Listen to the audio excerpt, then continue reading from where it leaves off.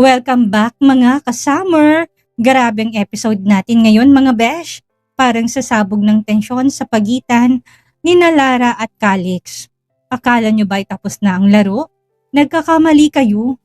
Mula sa nakakagulat na pagtatagpo nila sa Tuazon Residences hanggang sa napilitang goodbye kiss ni Lara para lang itagong sekreto tungkol kay Katie. Hindi na mapigilan ang mga pangyayari. Pero heto ang tanong, hanggang kailan kayang itago ni Lara ang katotohanan kay Calix? At ngayong dinala na siya ni Calix sa kanilang rest house para sa unang session ng kanilang kasunduan, kaya pa kayang manindigan ni Lara o tuluyan na siyang lalamunin ng nakaraan? At nang nararamdaman niya para sa lalaking pilit niyang tinatakbuhan, samahan niyo ko sa mainit at nakaka-tense na tagpong ito. Handa na ba kayong malaman ang susunod na mangyayari? Tara, sabay-sabay na nating tunghayan. Kung nakakamatay lang ang titig, ay tumimbawang na si Lara. Ngunit hindi siya nagpakita ng takot. Kasama ko si Santi, at kung wala ka ng ibang sasabihin, mas mabuti pang umuwi na tayo. Mauna na ako. Handa siyang magsinungaling kung yun ang tanging paraan para maprotektahan si Katie. Tumalikod siya, maring hawak ang strap ng sling bag niya. Naglakad siya palayo, mabigat ang bawat hakbang, nagdarasal na wag na sanang humabol si Calix. Biglang narinig niya ang boses nito. Lara, tawag nito, at nang lumingon siya, nagulat siya sa ekspresyon ng lalaki. Wala ng mga mata, sa halip ay may ngiti, halos parang teenager na nakaisip ng kapilyuhan. May request sana ako sa'yo. Lumapit at tinabot muli ang bulaklak. Pwede bang kalimutan na muna natin ang lahat ng nakaraan? Huwag na muna nating isipin yung mga bagay na hindi na natin mababago. Napakorap siya. Hindi makapaniwala sa biglaang pagbabago ng tono ni Calix. Ano na naman kaya ang laro nito? Mag-enjoy na lang tayo habang magkasama pa tayo ngayon. Remember, malapit na tayong magpaanal ng kasal. Dagdag nito. Marahang inilapit ang bulaklak sa kamay niya. Kasabay ng matamis ng ngiting matagal na niyang hindi nakita. Napalunok siya. Pilit pinatatatag ang sarili sa magandang pinapakita nito na tiyak niyang isang bitag. Come on, Lara. Sabi ni Calix na parang bata. Sabay hila sa kanya, palapit si isang matandang fishball vendor sa gilid ng parke. Naalala mo ba to? Dito tayo bumibili noon. Napatigil siya, nalaki ang mga mata nang makilala ang fishball vendor. Bago pa man siya makatanggi, bumili at tumusok na ito at inumang sa bibig niya ang maliit na stick na may tatlong mainit na fishball matapos sipan. Tikman mo. Hindi ka pa rin makakatanggi sa sarap ng sauce ni Manong. Promise. Naging suki niya ako mula nang mawala ka. Anitong parang walang anumang bigat sa pagitan nila. Napilitan siyang tikman. Napangiti siya. Pareho pa rin ang lasa, mahina niyang sabi. Exactly. Tuwang-tuwa si Calix. Pagkatapos ay tumakbo pa ito sandali at bumalik na may dalang balot.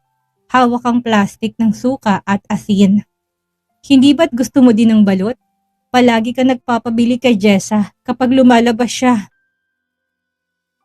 Naupo sila sa isang bench at habang kumakain siya ng fishball, bigla namang naglabas si Calix ng barya mula sa bulsa. Watch this. Inikot-ikot nito sa kamay ang coin at sa isang kisap mata, nawala ito saka lumitaw sa likod ng tenga niya na kunwaring doon kinuha. Tada! Napailing siya at hindi napigilang matawa ng bahagya. Ang corny mo? Pinapatawa lang kita, sagot ni Calix. Tumitig sa kanya ng diretso, may halong lambing at panunokso. Laking gulat niya nang bigla itong humiga sa kanyang mga hita. Papaalisin niya sana kaso ay pumikit ito. Let me stay here for a few minutes. Pagod na talaga ako. Hindi na siya kumibuat, hinayaan na lamang ito. Napatitig siya sa gwapong mukha nito. Doon niya naramdaman ang bigat ng tensyon. Pilit niyang pinipigil ang sariling damdamin. Hindi siya dapat maging marupok, kaya mabilis niyang iniwas ang tingin at takmang tatayo. Calix, salamat pero kailangan ko nang umalis. Ngunit bago siya makatayo sa kinauupuan, marahang hinawakan ni Calix ang kamay niya. Hindi mariin kundi sapat lang para maramdaman niyang ayaw nitong bitawan. Lara, just few minutes please. Nagsusumamong tinig nito. Natahimik siya at nagtanong matapos ang ilang minuto. Nakapatong lang ang ulo nito sa kanyang lap habang nakatuwid ang mga binti sa mahabang bench. Ano bang nangyari? Kailan pa napagod ang isang Calix Toledo? Napagod na ako muna na umalis ka.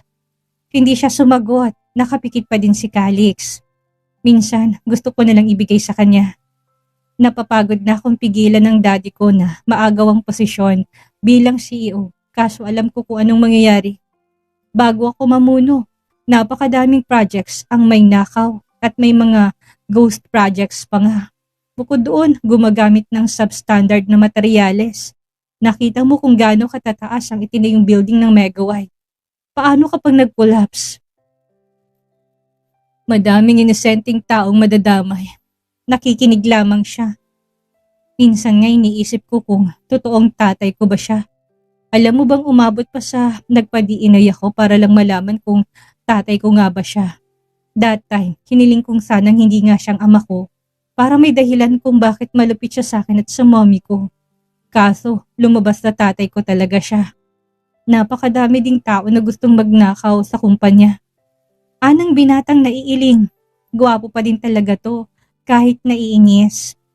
Otomatikong hinaplos niya ang buhok nito at menesahing ulo at noo.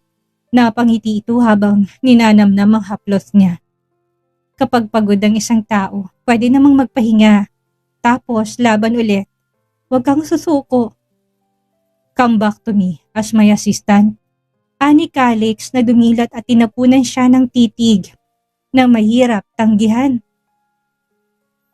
I'm sorry, wala na sa plano kong bumalik bilang assistant mo. Pero I'm still willing to help you kapag kailangan mo. Naka-unblock ka na, I'm just one call away. Tanging nasabi na lang niya para hindi na siya kulitin. Lara, bakit parang mas lalo ka lang lumalayo kapag sinusubukan kong lumapit? Mariing kinagat niya ang labi. Hinila niyang kamay niya mula sa pagkakahawak nito. Pero muling kinulong ni Calix ang palad niya ng mas mahigpit. Bitawan mo ko, Calix. Ani ang pilit pinatitigas ang tinig kahit na kumakabog ang dibdib. Hindi mo na kailangan lumapit sa akin. Tapos na tayo. Tumayo na siya. Pilit niyang pinapaalala sa sarili kung bakit siya kailangang lumayo. Dahil kay Katie, kung bibigay siya, kung magpapatangin siya, baka mabunyag ang lahat at yun ang pinakakinatatakutan niya. Ihahatid na kita, ani Calix. Hindi na, kaya ko umuwi ng mag-isa. Magkita na lang tayo bukas. Good night, Mr. Toledo. Ani ang mabilis at malaki ang hakbang. Pumara siya ng taxi at nakahinga ng maluwag nang hindi na siya sinundan ni Calix. Ngunit hindi alam ni Lara na tahimik na sumusunod si Calix na ilang metro lang ang layo ng kotse sa taxi na sinakyan niya. Nang marating ni Larang harapan ng isang matayog na gusali na patigil din si Calix. Nakakunot ang noon niya habang binabasa ang malaki at makinang na signage sa tuktok ng entrance. Tuazon Residences. Agad na kumunot ang kanyang noo, lalong sumikip ang panga ng lalaki. Mula sa loob ng kotse, pinanood nito kung paano lumapit si Lara sa lobby. Nilabas nito ang access card at mabilis na nakapasok. Ibig sabihin, hindi lang basta bumibisita si Lara, may unit talaga itong tinutuluyan dito. Nagpuyos ang damdamin ni Calix. So, tama ngang si Santiago ang kasama ni Lara ngayon. Hinampas itong manibela. Nanginginig ang kamay nito sa pinipigilang galit. Hindi na nakatiis si Calix. Bumaba ito ng kotse at tumuloy sa lobby. Paglapit pa lang sinita agad ito ng guard. Sir, good evening po. Residents and registered guest lang po ang pwedeng pumasok. Tara po sa reception. Gusto ko lang malaman kung anong unit ang tinutuluyan ng babaeng pumasok kanina. Habang nakikipagtalo si Calix sa guard, Nakamasid naman si Lara mula sa elevator na yari sa glass, kaya tanaw ang labas. Hawak pa niyang elevator card nang mapansin ang pamilyar na bulto ng katawan na laki ang kanyang mga mata. Diyos ko, si Calix. Agad siyang nagtago sa likod ng steel side ng elevator. Nanginginig ang kanyang mga kamay. Sinundan siya ni Calix. Tumingin siya pababa at nakita kung paano nagpipigil ito ng galit. Pilit na kinakausap ang guard at receptionist. Kung magtatagal pa si Calix doon, baka magtanong ito tungkol sa unit. Baka makita nito si Katie. Wala na siyang panahon para mag-isip. Lumapit siya, nabilis na lumabas ng elevator at bumaba sa hagdan bago pa nito malaman ang unit ng kondong tinitirhan. Calix, mariin niyang tawag, halos nanginginig sa kaba. Napalingon ito at nagtagpo ang kanilang mga mata. Anong ginagawa mo dito? Halos pabulong ngunit matalim na tanong niya. Pilit pinapanatiling kalmado ang boses kahit na kumakabog ang dibdib. Hinila niya ito sa isang sulok matapos batiin ng guard at receptionist. Umiling si Calix, bahagyang ngumisi na puno ng sarkasmo. Yun din ang gusto kong itanong sa'yo, Lara. Anong ginagawa mo dito sa Tuazon Residences? Bakit dito ka nakatira? Napasinghap siya at nais na itaboy na to. Hindi mo na kailangang alamin. Hindi lahat na nangyayari sa buhay ko kailangan mong pakialaman. Matapang yung sagot, kahit na nanginginig ang kanyang tinig. Lumapit si Calix, halos dumikit na sa kanya. Talaga, Lara, hindi ko kailangang alamin kung kasama mo dito si Santiago Tuazon. Bukod sa asawa kita, alam mong tsak na may alita ng Mega White at Tuazon Group. Bumalik ka ba para maging spy at tulungan ng lalaki mo? Natigilan siya, namutla. Napahakbang siya patras, pinilit ngumiti ng malamig. Wala akong intensyong ganon at hindi ko alam na may alita ng 2 kumpanya. Umalis ka na bago pa ako tumawag ng pulis. Ngunit imbis na sumunod, mas lalo lang tumindi ang titig ng lalaki. Hindi ako aalis, Lara, hanggat hindi mo inaaming ginagamit ka ni Santiago laban sa akin. Anitong hawak ang braso niya ng mahigpit. Ngunit bago pa siya makasagot, isang munting tinig ang narinig niya mula sa hallway malapit sa lobby. Tita Maya, ano pong bibiling natin? Pwede po ba bili isa candy, please? Boses yun ni Katie, puno ng tuwa. Mukhang pupunta sa convenience store sa kanang bahagi ang magtiyahin. Para siyang binuhusan ng malamig na tubig. Nanigas siya sa kinatatayuan. Halos bumagsak ang dibdib niya sa kaba. Mabilis siyang kumilos, tinulak niya si Calix. Papalabas ng pintuan ng lobby. Umalis ka na, Calix. Bulong niyang mariin. Pilit na tinatagong panginginig ng boses. Bakit? Ano? Hindi na natuloy ang sasabihin ni Calix nang biglang hilahin niya ito at mapilitang sumunod. Sa gilid ng pasukan, bago pa makapagtanong ulit ang lalaki, ginawa niya ang tanging bagay na naiisip niyang paraan para patigilin to't hindi mapansin si Maya. Heto ng goodbye kiss, aniyang hinalikan si Calix sa labi. Nagulat ito, ngunit sa halip na umatras, mas naging mariin pang pagangkin sa mga labi niya. Mainit, matagal, at puno ng damdamin. Halos malunod siya sa sakim na paghalik nito. Nagpalitan na sila ng laway at kinakapos na ang hininga. Ngunit ayaw pa din siya nitong bitawan. Nang matiyak na nakalampas na ang magtita, siya ang unang bumitaw. Habol niyang hininga at nanghinang tuhod. Calix, bukas na lang tayo mag-usap, okay? Mahina, ngunit matatag niyang sabi. Kinaplos niya ang mukha nito at marahang tinapik. Nagpupumilit pa sanang magsalita ang lalaki, ngunit mabilis siyang tumalikod at tumakbo papalabas. Naiwan si Calix sa labas, hawak ang labi. Litong-lito sa halik na hindi nito alam kung paalam ba o panimula. Kinabukasan, pagbaba ni Lara sa lobby ng Tuazon Residences, agad siyang natigilan. Nakatayo doon si Calix, may daladalang bouquet ng puting rosas. Lara, nakangiti si Calix pero bakas ang kakaibang determinasyon sa mga mata nito. Sabay na tayong pumasok sa trabaho. Nalaki ang mga mata niya, halos mawalan ng kulay ang kanyang mukha. Bakit ba may nalalaman pa itong pagsundo? At bakit kailangan pa talaga na magdala ng bulaklak? Naramdaman niya nang bumukas ang pinto ng elevator. Narinig niya ang boses ni Maya. Tara na, Katie. Let's go walking. Teka, itali natin yung sintas ng shoes mo. Parang gumuho ang mundo niya. Hindi pwedeng makita ni Calix si Katie. Agad siyang kumilos. Mabilis na lumapit at kinilato papunta sa kotse. Let's go. Halos pabulong ngunit marinang tinig niya. Wala nang panahon para magpaliwanag. Binuksan niyang pinto ng kotse at halos itulak ang sarili papasok. Napakurap si Calix. Naguguluhan sa bigla niyang pagmamadali. Lara, bakit para kang hinahabol? Tanong nito pero sumunod na din at umikot papunta sa driver's seat. Sa gilid ng kanyang mata, nakita niya si Katie na lumabas kasama si Maya. May suot na maliit na backpack at nakangiti na parang halos tumakbo na. Kaya hawak ng kapatid sa kamay. Mabilis niyang nilihis ang tingin at nagkunwaring abala sa pagkakabit ng seatbelt. Halos mawalan siya ng hininga sa kaba. Tara na, Calix. Please, baka mali tayo. Ani Lara, napilit na pinanatiling kalmado kahit na kumakabog ang dibdib. Nagpatakbo si Calix. Hawak pa rin ang bouquet na nilapag sa gitna nilang dalawa. You're acting strange, Lara. What are you hiding from me? Napapikit siya. Pilit nagpipigil. Wala. Ano naman ang itatago ko? Pero alam niya na kahit siya ay hindi kumbinsido sa sariling sagot. Habang umaandar ang kotse, hindi mapakali si Calix. Paulit-ulit itong sumusulyap sa kanya kaya pilit niyang umiiwas ng tingin. Lara, nagsimula ito. Bababa ang boses, ngunit puno ng tensyon. Bakit parang sobra ka nagmamadali?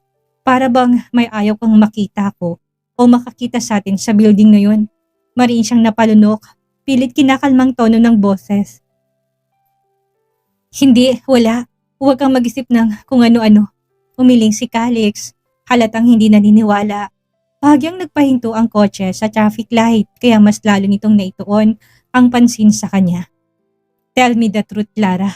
Kaya ka ba nagmamadali kasi natatakot kang makita tayo ni Santiago? Nanigas ang katawan niya. Sandali siyang natahimik. Mas mainam nang magsinungaling. Oo, sagot niya sa wakas. Mahina, ngunit diretso. Calix, ayoko ng gulo. Kung makita tayo ni Santiago nakakahiya, baka nakakahiya? Hindi ba dapat siyang mahiya sa akin? You're my wife. Anitong may angilang boses. Tahimik si Calix. Nakatitig lang ito sa kalsada. Pero mahigpit ang pagkakahawak sa manibela. Kitang-kita ni Larang pamumuo ng tensyon sa panga nito. Now I understand. So ayaw mo siyang masaktan? Kapag nalaman niyang nagkakalapit ulit tayo? Tama ba? Hindi na siya nagsalita. Masyado ng madaming kasinungalingan ang lumabas sa bibig niya. Pagkapreno ng sasakyan sa isang intersection, bigla na lang lumiko si Calix sa kalsadang hindi papunta sa Mega Wide. Napakunot ang noon ni Lara. Calix, saan tayo pupunta? Malilate na tayo sa office. Hindi ito sumagot agad. Nakatuon lamang ang mga mata sa kalsada habang nagmamaneho. Nang magsalita, malamig ngunit matigas ang tono.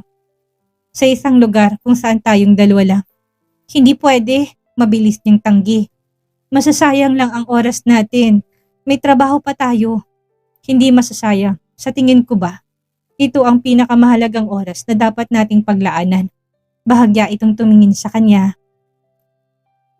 At huwag kang magkalala. Isipin mo na lang na part ito ng ating first session. Mamayang gabi sa kama. Parang may dumagungdong na martilyo sa dibdib niya. Calix, singal niya. Namumulang pisngi sa inis at hiya. Hindi to nakakatawa kung inaakala mong matatakot ako sa mga ginagawa mo. Hindi kita tinatakot, putol nito.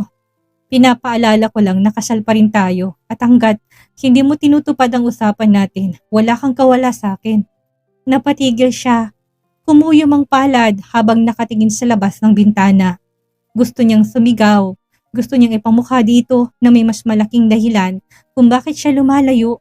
Pero natigilan siya. Sa halip pinigilan niya ang luha na gustong kumawala. Calix, please, huwag mo na akong idamay sa mga laro mo. Ayoko na. Ngunit hindi sumagot si Calix. Sa halip ay lalo nitong pinaspasan ng pagmamaneho. Sabi mo magpahinga ako, susundin kita. Samahan mo ko. Halos kalahating oras na ang biyahe nila nang mapansin ni Lara na papalayo na sila sa lungsod. Dumaan sila sa mas maluluwag na kalsada hanggang sa unti-unting lumitaw ang tabing dagat sa hindi kalayuan. Hindi pwedeng lumayo. Calix naman, napakakulit mo. Mahina niyang bulong na palingon to sa kanya. Bahagyang ngumisi. Sumama ka na at hindi kita titigilan. Ilang sandali pa, huminto ang sasakyan sa harap ng isang malawak na bakuran na napapalibutan ng mataas na pader. Isang eleganteng rest house ang bumungad, gawa sa puting bato at salaming bintana, nakatanaw mismo sa dagat. Welcome to the Toledo Rest House, sabi ni Calix. Binili ko to para sa sessions natin. Nanlamig siya nang maalala ang kasunduan nilang 12 times. Calix, ang aga-aga, kabastusan ang iniisip mo. Pumasok muna tayo sa opisina, sa hapon na lang tayo magpunta dito. Halos wala pa namang isang oras ang biyahe. Sabi mo magpahinga ako. Sinusunod lang kita. Magpahinga ka, bakit pati ako dinadamay mo? Wala na siyang nagawa pa nang hilahin siya palabas ng sasakyan. Sinalubong sila ng malamig na simoy ng hangin mula sa dagat at ng katahimikan ng paligid. Pumasok sila sa loob ng villa. Agad siyang nagtungo sa ref. May alak ka ba? Kailangan ko ng madaming alak para wala akong maalala pagkatapos ng session. Ani ang nagbubuklat ng ref. Ngumiti si Calix, isang ngising puno ng panunukso. I'll make sure that you'll remember every moment, Mrs. Toledo. Inirapan niya to. So, shall we start our first session? May bahid na birong sabi nito, pumadyak siya sa inis. Calix naman, bakit kailangan mo kong pilitin sa bagay na ayaw kong gawin? Lumapit to sa kanya, mabagal ang bawat takbang. Sino nagsabing pipilitin kita? Hinaplos nito ang pisngi niya gamit ang likod ng kamay. Malambi pero nakakapangilabot. Alam ko naman na namimiss mo rin ako at titiyakin ko na magugustuhan mong gagawin natin. Ayoko nga madikit sa'yo, mabilis ng sagot pero nagbago din nang mas malapit pa itong yumuko. Halos magdikit ang kanilang muka. Medyo nanginihig ang kanyang katawan. Really? Pabulong. Malalim ang boses ni Calix. Then, why are you trembling? Dinantay nitong kamay sa bewang niya at marahang hinila siya papalapit. Nagpupumiglas siya, pero ang mga haplos nito ay unti-unting nagpapahina ng kanyang depensa. Calix, tigilan mo ko. Ang aga-aga, sex na kaagad ang nasa isip mo. Ngumisit at dumampi ang labi sa gilid ng kanyang tenga. Mula nang makita kita sa coffee shop, puro sex na ang nasa isip ko. Paus nitong sabi, halos mapatras siya pero siya sa mga bisig nito at sa bawat bulong. Bawat lambing ni Calix, lalo siyang nahihirapang pigilan ng sariling damdamin. Naramdaman niyang init ng palad nito na dahan-dahang humahaplos sa kanyang likod. Let's make this easier for both of us, Lara. One session. Just one session to remind us of what we used to have. And then we'll see. At hanggang dito na lang muna ang mainit at nakaka-tense na tagpo ni Lara at Calix sa araw na ito. Kitang-kita natin ang hirap na pinagdaanan ni Lara, yung pagpili sa pagitan ng pagprotekta sa kanyang sikreto at ang paglaban sa damdam niyang matagal niya nang ibinaon. At si Calix naman, dala ng galit at pagmamahal, ay tila wala nang pakialam sa mundo basta makuha lang ang sagot na matagal niya nang hinahanap. Pero mga besh, kung meron tayong matututunan sa nangyari ngayong araw, ito ay hindi kailanman magiging solusyon ng pagtakbo sa katotohanan. Minsan nakala natin ang pananahimik at pagtatago ay paraan para maprotektahan ang ating mahal sa buhay. Pero madalas, ito rin ang dahilan kung bakit mas lalo tayong nasasaktan at nalilito. Sa huli, ang katotohanan ay laging may paraan para lumabas at mas mabuting harapin ito ng buong tapang kaysa mabuhay sa anino ng takot. Kayo mga kasummer, Ano sa tingin ninyo? Tama ba si Lara na itago si Katie o dapat ba niyang sabihin kay Calix ang totoo? I-comment nyo na yan sa ibaba. Huwag kalimutang mag-like, mag-share at mag-subscribe dito sa ating munting channel para hindi nyo ma-miss ang susunod na pasabog. Ako po ang inyong narrator, si Miss Maria. Hanggang sa muli.